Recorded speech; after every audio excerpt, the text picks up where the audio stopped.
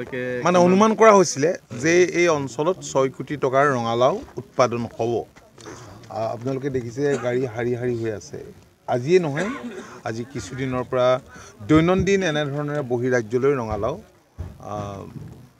ওলাই গৈ আছে। এয়া হৈছে বৃহৎ অঞ্চলটোৰ কৃষকৰ পৰিশ্ৰমৰ ফল। আৰু ইয়াৰ পৰা আপোনালোকে জানি সুখী হ'ব যে প্ৰায় 6 কোটি টকা আমাৰ কৃষকসকলে লাভ কৰিব অকল কুৰুৱাবাৰীতে।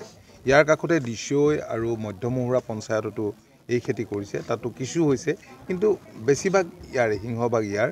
আৰু বিহংগম কৃষি উৎপাদক গোটো ইয়াত জড়িত হৈ আছে। আৰু বিভাগৰ তৰফৰ পৰা যিমানখিনি কৃষকক ছাপোৰ্ট দিব পৰা যায়, যথাসম্ভৱ সকলো ছাপোৰ্ট দিবলৈ চেষ্টা কৰা হৈছিল। আৰু কৃষকসকলেও যথেষ্ট সন্তুষ্টি প্ৰকাশ কৰা আমি দেখি অত্যন্ত আনন্দিত হৈছোঁ। তো ইয়াত অকল ৰঙালাওৱে নহয়, অন্যান্য খেতি বাতিও খেতিয়কসকলে কৰে। ইয়াত লাও, বেঙেনা, কচু সকলোখিনি, বিশেষকৈ সৰিয়হ হয়, মাকৈ খেতিও কৰিছে। গতিকে এই বৃহৎ অঞ্চলটো এটা কৃষিপ্ৰধান অঞ্চল। আৰু আটাইতকৈ ডাঙৰ কথা কি, এই অঞ্চলটো বানপানী অধ্যুষিত অঞ্চল।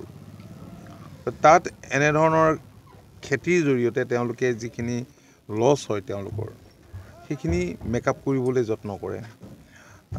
মই কৃষকসকলক আন্তৰিক ধন্যবাদ আৰু কৃতজ্ঞতা জনাইছোঁ। আৰু আপোনালোকে জানেই যে আমাৰ ৰাজ্যখনৰ গৰিষ্ঠ সংখ্যক ৰাইজ কৃষক। কেৱল ইয়াতে নহয়, এইকেইটা দিনত আপোনালোকে সংবাদ মাধ্যমত কোনোবাই প্ৰিণ্ট মিডিয়াত প্ৰকাশ কৰিছে, কোনোবাই ইলেক্ট্ৰনিক মিডিয়াত প্ৰকাশ কৰিছে, ৰাজ্যখনৰ বিভিন্ন ঠাইত যিবিলাক খেতিয়কে কপালৰ ঘাম মাটিত পেলাই নিজৰ ভৰিৰ ওপৰত থিয় দিছে, স্বাৱলম্বী হৈছে আৰু আনকো স্বাৱলম্বনৰ পথ দেখুৱাইছে, এই কথাবোৰ দৈনন্দিন প্ৰকাশ হৈ থকাৰ কাৰণে বহুত শিক্ষিত যুৱক আগ্ৰহী হৈছে। আৰু চৰকাৰেও যথেষ্টখিনি যথাসম্ভৱ ছাপোৰ্ট দিবলৈ কৃষকসকলক চেষ্টা কৰিছে। আপোনালোকে জানেই যে এতিয়া চৰকাৰে 2 লাখ নিবনুৱা যুৱক যুৱতীক মাননীয় মুখ্যমন্ত্ৰীয়ে সংস্থাপিত কৰাৰ কাৰণে পৰিকল্পনা কৰিছে। তাৰ বাবে আবেদন বিচাৰিছিল, আবেদনো এতিয়া গ্ৰহণ কৰিছে। আৰু দেখা গৈছে যে বেছিভাগ যুৱক যুৱতীয়ে কৃষি আৰু আনুষংগিক এই ছেক্টৰটোৰ লগতেই জড়িত হ'ব বিচাৰিছে। এইটো খুব ভাল কথা, কাৰণ আমাৰ ৰাজ্যখনৰ গৰিষ্ঠ সংখ্যক ৰাইজ কৃষক।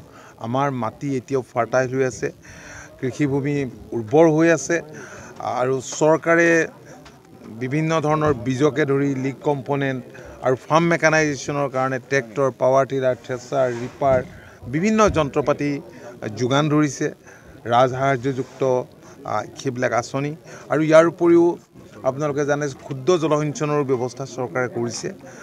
STW দিছে, solar pump, power pump, solar pump, electrical pump, diesel pump. গতিকে এনেধৰণেৰে কৃষি ক্ষেত্ৰখনলৈ যুগান্তকাৰী পৰিৱৰ্তন আনি ৰাজ্যখনক এই ক্ষেত্ৰত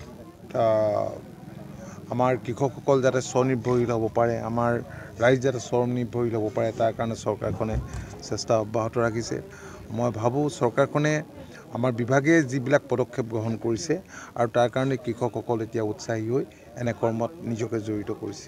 মই কৃষকসকলক আন্তৰিক ধন্যবাদ আৰু কৃতজ্ঞতা জনাইছোঁ, এই বৃহৎ অঞ্চলৰ কৃষকসকলক।